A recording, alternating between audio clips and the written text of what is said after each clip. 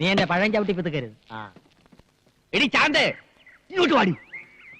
നമ്മുടെ മോളും മരുമോനും ഊട്ടിക്ക് പോയിരിക്കുന്നു. അതിന് നിങ്ങൾ എന്തിനാ എങ്ങനെയായിരുന്നു തൊള്ള പറക്കുന്നേ? മോൻ ഫോൺ ചെയ്തപ്പോ കേട്ടതല്ലേ? നീ അപ്പൊ ശരിക്കും കേട്ടിട്ടുണ്ടാവില്ല. ഇപ്പൊ കല്യാണം കഴിക്കണ ഏത് തെണ്ടി ഹണിമൂണിന് പോണത് ഊട്ടിയിലോട്ടാണ്. പക്ഷെ ഞാൻ എന്റെ മോളെ ആഫ്രിക്കയിലോട്ടാണ് ഹണിമൂണിന് അയക്കാൻ പോണത്. എന്റെ ചെവിക്ക് ഒരു കുഴപ്പമില്ല, പതുക്കെ പറഞ്ഞാൽ മതി. ഞാൻ നിന്റെ കൂടെ അല്ലടേ പറഞ്ഞു. കേട്ടല്ലോ, ഇപ്പൊ മതിയായല്ലോ. എന്തിന് ഊട്ടി എന്തിനേ ഭരണി പൊക്കിക്കൊണ്ടുവരണത്? അവൾക്ക് മാങ്ങ അച്ചാർ വലിയ ഇഷ്ടമാണ്. അവിടെ ഒരു മാങ്ങ അച്ചാർ. അവളുടെ അടുക്കളയിൽ 24 കൂട്ടം അച്ചാർ കാണും. എന്നാലും ഒരെന്നാലും ഇല്ല. അവൾക്ക് അവിടെ പരമ സുഖമാണ്, ഒരു കുറവും വരില്ലടി.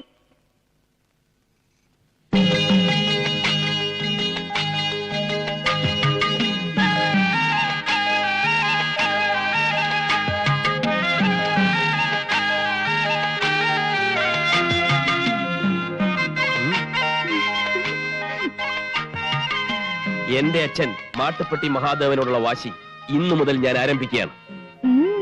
മനസ്സിലായില്ലേ? ആദ്യത്തെ ലോഡിറക്കാൻ പോവാണെന്ന്. എനിക്ക് വേണ്ടി പ്രാർത്ഥിക്കണം.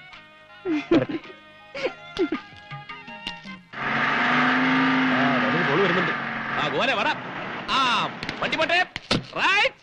ലോഡെങ്ങോട്ടാ? മാട്ടുപ്പെട്ടി മഹാദേവന്റെ വീട്ടിലോട്ട്. മാട്ടുപ്പെട്ടി മഹാദേവൻ എന്താ ഇടപാടിത്?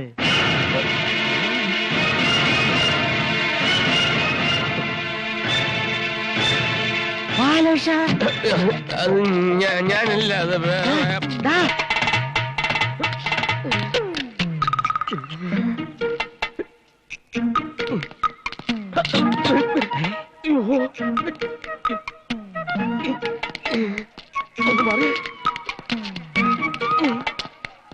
എല്ലാം ഒരേ നിറവും തലയിൽ കിട്ടും. അയ്യോ, ആള് മാറിപ്പോയി. ആരുടെ?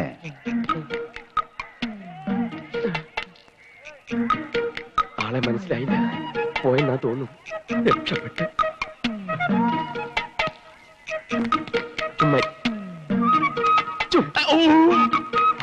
നീ? അതെ, ആള് മാറിപ്പോയിട്ടില്ല. ചുവന്ന ഷർട്ട്, കള്ളിമുണ്ട്, തലേക്കെട്ട്. കണ്ടാൽ അറിഞ്ഞൂടെ ഞാൻ വെറും കൂലിയാണെന്ന്. കൂലിക്കാരനോ? ഇന്നുവരെ അങ്ങനെ അല്ലായിരുന്നു. നിങ്ങളെ മോളെ കെട്ടിയതുകൊണ്ട് അങ്ങനെയായി മാറേണ്ടി വന്നു. അച്ഛനെ അറിയിക്കാതെ പെണ്ണ് കെട്ടിയ കുറ്റത്തിന് എന്നെ വീട്ടിൽ കയറ്റില്ല. അതെനിക്കൊരു വാശിയായി. ആ നിമിഷം ഞാൻ പ്രഖ്യാപിച്ചു, എന്റെ അച്ഛൻ മഹാദേവനെ പരസ്യമായി നാറ്റിക്കുമെന്ന്. അതിന് ഞാൻ കണ്ടെത്തിയ മാർഗമാണ് ഈ കൂലിവേഷം. ഞങ്ങൾ എവിടെയാ താമസിക്കുന്ന അറിയാവോ? ചേരിയില്, ചേരിയില്. മോനെ, എനിക്ക് എന്റെ മോക്കും വേണ്ടി നീ അനുഭവിക്കണം ത്യാഗങ്ങൾ. നീ വലിയവനാടാ, വലിയവൻ. ഇനി എന്തിനാണ് ചെയ്യേണ്ടത് എനിക്കറിയാം. ഞാൻ ക്വാരിയിട്ട വെള്ളം ഞാൻ തന്നെ ത്യാഗിക്കളയാം. ഞങ്ങളെ അച്ഛന്റെ വീട്ടിലേക്ക് താമസിക്കാൻ ക്ഷണിക്കുകയാണല്ലേ? അതിന് മാത്രം അച്ഛൻ എന്നെ നിർബന്ധിക്കരുത്. ശരി, അങ്ങനെ അങ്ങോട്ട് നിർബന്ധിക്കുകയാണ്. അച്ഛാ, അച്ഛാ, അച്ഛാ, അച്ഛാ, അച്ഛനെന്താ ഒന്നും മിണ്ടാത്തത്? പ്രശ്നങ്ങളൊക്കെ തീർന്നു, ഞങ്ങൾ കൂടെ വരാൻ തയ്യാർ. മഹാദേവന്റെ വീട്ടിലോട്ട് പോട്ട്. അയ്യോ, അയ്യോ, മഹാദേവന്റെ വീട്ടിലോട്ടാ?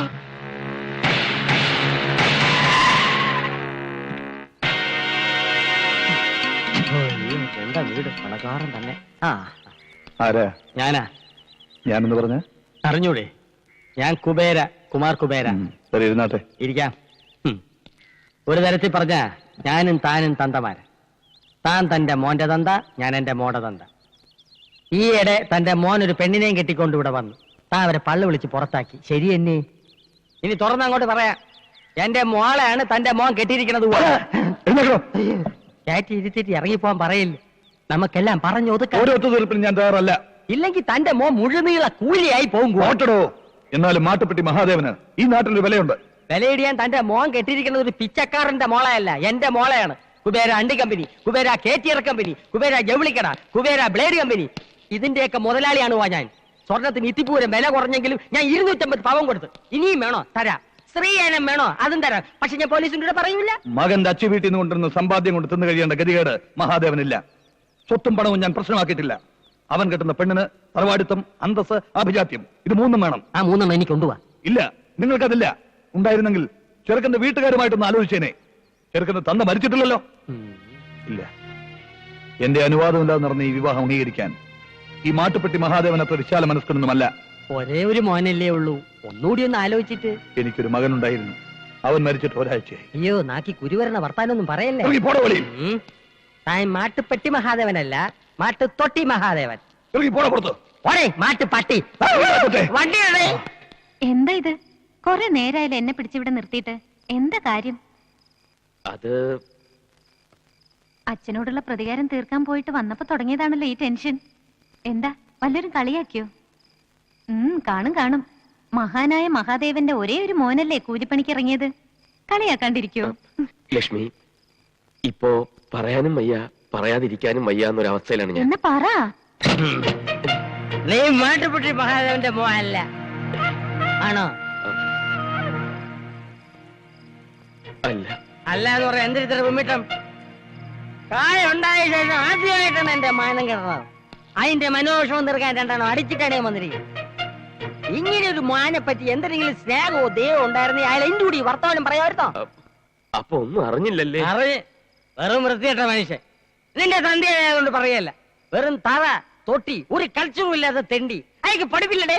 അച്ഛാ നീയൊന്നും പറയണ്ട. എന്തിനാണ് എടുക്കുള്ള വെച്ച് എടുത്തോണ്ട് വാ, നമുക്ക് വീട്ടിൽ പോവാം. അതേന്നെ ഞാനും പറഞ്ഞത്. നീ എളുപ്പം പോയി പെട്ടി ശരിയാക്ക്. എന്റെ ഷർട്ടെല്ലാം എടുത്ത് വെക്കണേ. നിന്റെ ഷർട്ട് എന്തിനാണ് എടുക്കണത്? ഞാൻ എവിടെ മാത്രമേ കൊണ്ടുപോകുന്നുള്ളൂ. അച്ഛാ. കൊച്ച നീ പ്രതികാരം ചെയ്യേ, ജേരി താമസിക്കുക, ചുമട് എടുക്കുക, എന്തൊരു പുല്ലുള്ളിലും ചെയ്. പക്ഷെ എന്റെ മോളെ ഈ ഓലക്കുരയിലിട്ട് നരവിപ്പിക്കാൻ ഞാൻ വിട്ടുതരൂല. നീ നിന്റെ തന്തയാനെ തൊപ്പിച്ചിട്ട് അയളുമായിട്ട് എന്റെ വീട്ടിൽ വാ. അപ്പൊ ഞാൻ മോളെ തരാം. ഞാൻ വരില്ല. അതുവരെ ഞാനിവിടെ കഴിഞ്ഞോളാം. നീ വരും. ഞാൻ വരില്ല.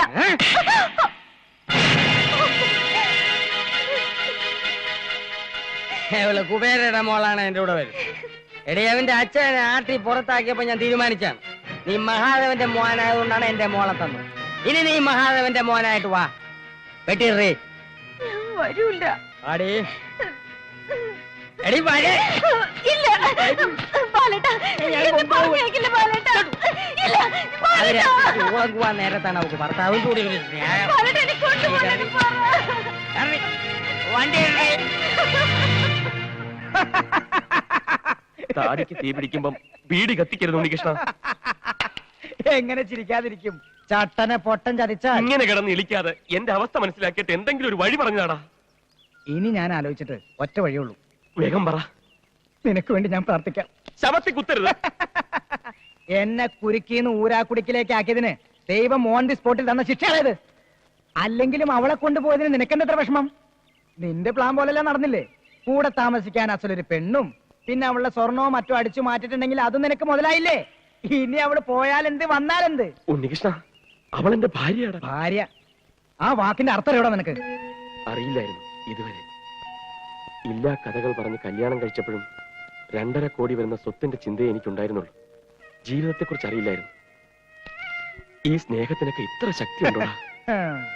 നീ ആ ചേരിയിലെ പെണ്ണിനെ പ്രേമിച്ച് പിന്നാലെ നടന്ന് തല്ലുകൊള്ളുന്ന കണ്ടപ്പോ ഞാൻ കരുതി നിനക്കൊക്കെ മുഴുവട്ടാണെന്ന്. ഇപ്പൊ മനസ്സിലായി. 3 ദിവസം കൊണ്ട് 3 വർഷത്തെ സ്നേഹം ഞാൻ അറിഞ്ഞടാ. എനിക്കവളെ പിരിയാൻ വയ്യ. ദൈവമേ, ഇതേ കൂലി സാഹിത്യം പറയണേ. അപ്പൊ ഇതത് തന്നെ പ്രേമം.